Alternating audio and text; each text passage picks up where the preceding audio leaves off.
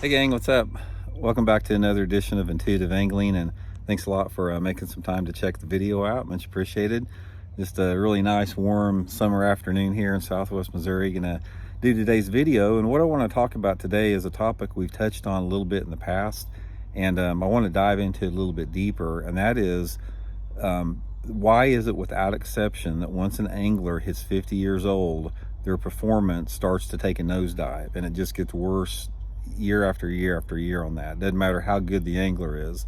So we're going to get into that a little bit, and I'd be curious to hear your guys' opinion on that too. So real quick guys, just wanted to give you guys the weekly reminder about we have our summer Fish the Moment lake map breakdowns up on the website. I'll put the link in the description. You can check them out, and if you guys are struggling to find fish on your favorite lake, this is a great resource. It'll help you guys get started. Gives you guys a bunch of good GPS waypoints. You can download straight to your fish finder.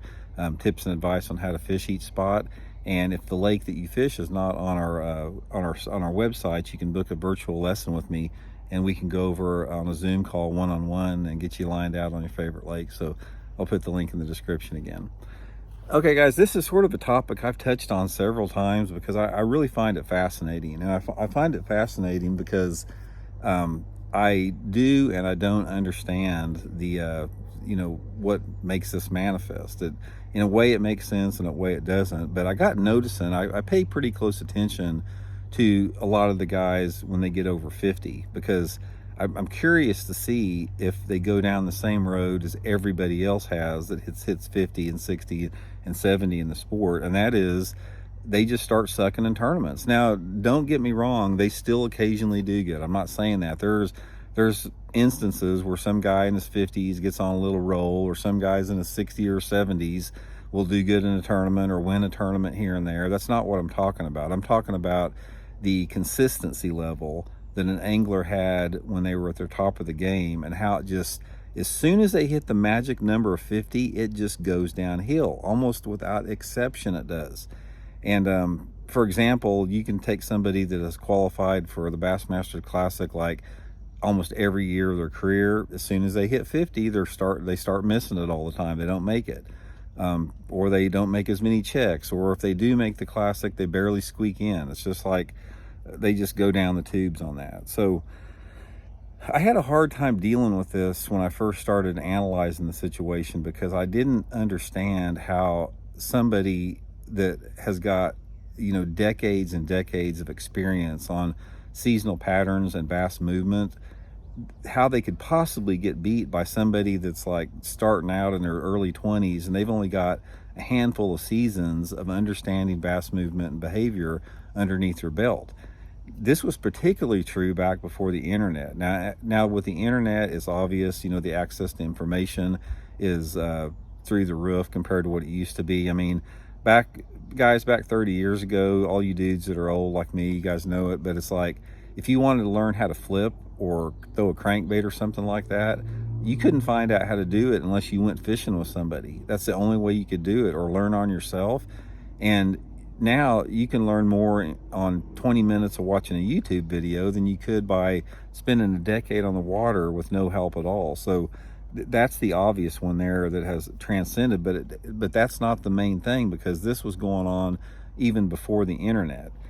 So we've talked a little bit about before. I am a adamant believer that in bass fishing, experience takes a back seat to your creativity and your imagination. I believe that. It's like you get so locked into doing certain things, you've had success with them before, and you don't tend to experiment as much. And if they're either, it's basically, if the conditions line up right for your way of fishing, you're going to catch them, and if they don't, you're not going to catch them. Whereas somebody that doesn't have those experiences on there, if they go out and fish for 3 or 4 hours and don't get a bite, they're completely willing to change up completely, go to a different part of the lake, or try something completely off the wall and catch them with that.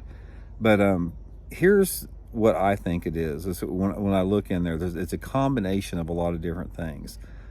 Number one, I think the number one thing why guys, every one of you guys are watching this too, if you guys are in your 30s and 40s, when you get 50, you're going to start sucking too. I don't care how much you're smoking them right now, it's going to happen to you. But what happens is, if you are at the top of your game right now, all those dudes right now, they're at their top of their game, they're going to have success at certain ways of fishing and certain techniques, and they're going to want to try to recreate that and duplicate that. Occasionally they're going to add new parts into it, but what's going to happen is they're going to gradually and slowly, and this happens slowly over time, the techniques that have produced well for them in the past, those techniques become more well known, and they've undermined their self in essence. For example, Rick Clunn knew about casting angles before anyone else did, and after Rick started having success and talking about casting angles, everybody understood casting angles, so that advantage was taken away from him. And it happens with, I don't care if you're offshore fisherman or whatever, that's going to happen. So in that aspect, I think that's sort of a natural evolution, natural process with that. The second part with that is that I think there gets to a point where you lose your passion and your excitement for it.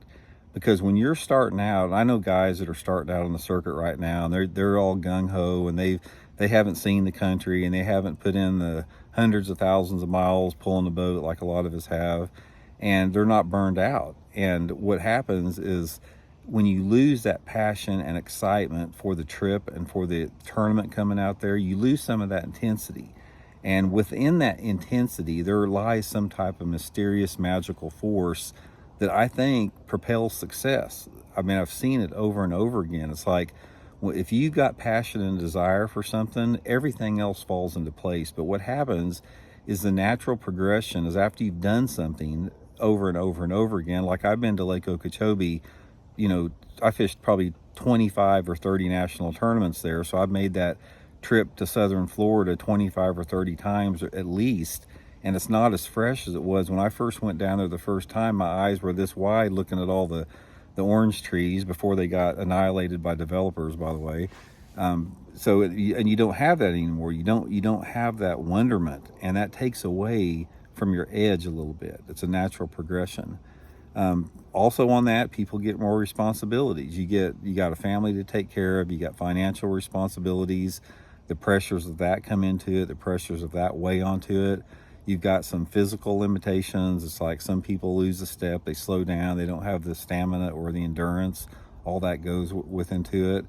But ultimately, I think it's a combination of all that type of stuff that nobody can transcend. There's not a single professional, I don't care if it's Kevin Van Dam or Jay Ellis or Brower or Denny Brower or Tommy Biffle, anybody.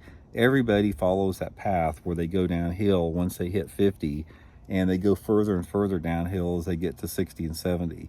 And again, like I said, there's going to be isolated instances where those guys do really good in tournaments, but it's just not as much. So the message is, guys, if you're at the top of the game right now, if you're top of the game, enjoy it, because you're not going to be at the top of your game forever. There's going to be a time when you gradually start losing it a little bit. All you guys that are starting out, you got a long career to look forward to. You've got a lot of years of fishing, but it's just sort of part of the cycle of life, guys. It's sort of the balance of life. It's sort of the way it should be. And I don't really think it's anything that you should try to fight. I think it's sort of an acceptance. And with that acceptance, with that change, it opens up other areas in your life to explore. And that's what we probably should do. So anyway, I'm going to get playing with my little buddy here. What are you doing there? Okay, well, he's got some water balloons. He's gonna get out here in the driveway, so we'll check in later. I'll see you guys.